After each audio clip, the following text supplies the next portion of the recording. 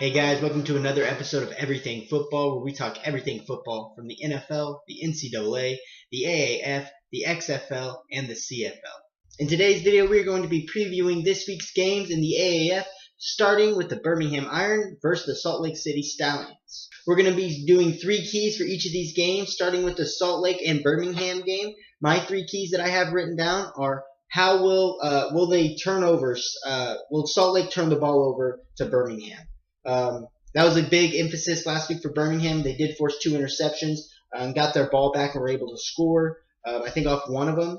So it's going to be a big deal. If Salt Lake doesn't turn the ball over, they're going to put themselves in a better situation. Last week they did have 2 turnovers as well, so that's the thing that they'll be looking at, trying to clean up those turnovers so that way they don't put their defense in a bad situation. The next one I have is the Salt Lake D versus the Birmingham offense. Salt Lake did give up a lot of points last week. They were kind of beat by Rashad Ross. So the Patton, the receiver for Birmingham, will be looking to have the same success that Ross had. So that's something that they should do. Maybe have a little bit more deep zone to cover those deep outs that Luis Perez likes to throw.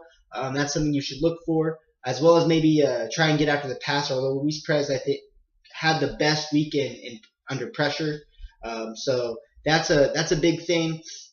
And then the last one is for Birmingham: will they sputter out in the red zone? So last week they did have to kick 3 field goals in the first half.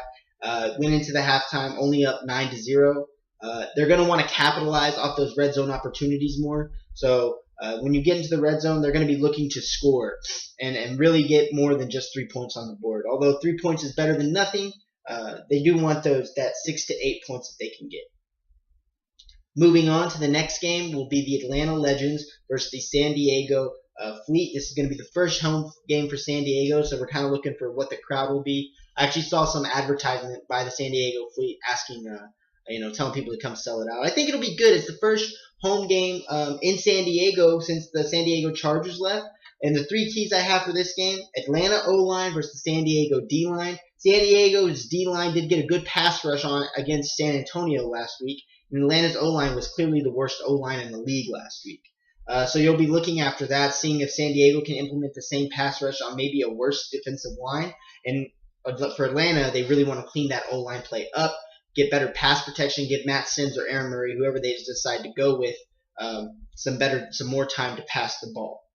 The next key is going to be QB play for both teams. Matt Sims didn't do too great, although you could say that was because of the O-line. And Bercovici and Nelson also didn't do too well, although Nelson was under more pressure than Bercovici was because he came in down. So the QB play is going to be a big deal. You want to see them not turn the ball over like they did. Matt Sims didn't have a terrible problem with it. He did throw 2 picks, but we want to see some better quarterback play, clean up the turnovers, protect the ball, and get their offense in position to play to score. And the next one is: can Atlanta stop Gardner? Gardner, I think, had the highest average yards per carry this weekend. He really gashed San Antonio in a few plays for over 10 yards.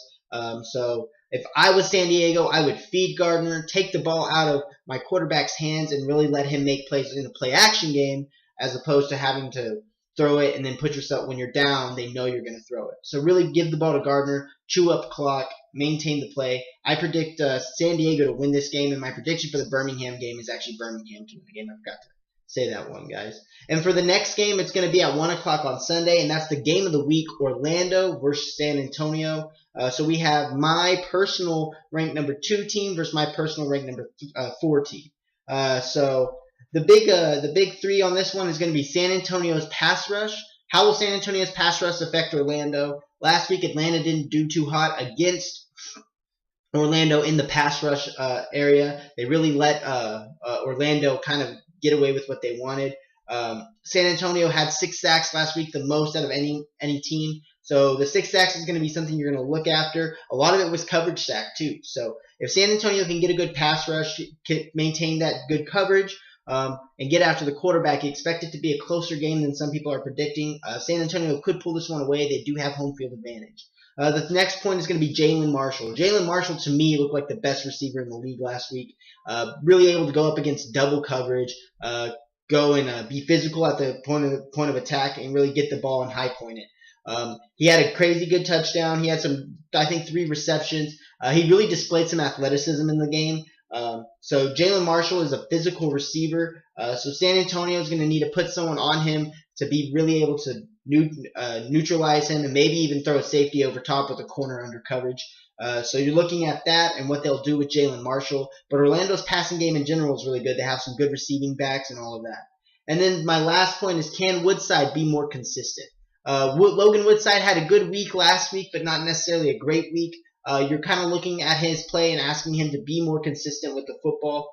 We did have some drops, but you want him to make some better throws as well. He had 2 picks where he was trying to force some things and really put it in a position where one was a tip, but it was hard for that guy to catch it anyway. So you want Woodside to be more consistent. If he can be more consistent this week, San Antonio has a really good chance. And then the last game, we have Arizona versus Memphis. My first key is Memphis needs to control the ball.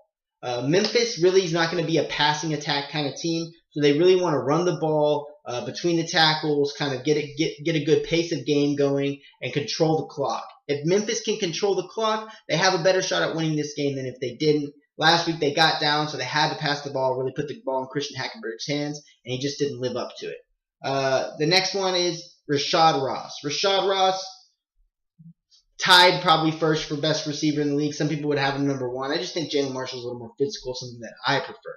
But Rashad Ross was really good, super athletic, fast, all the things you kind of want in a receiver. So Memphis is really going to have to key in on him and contain him.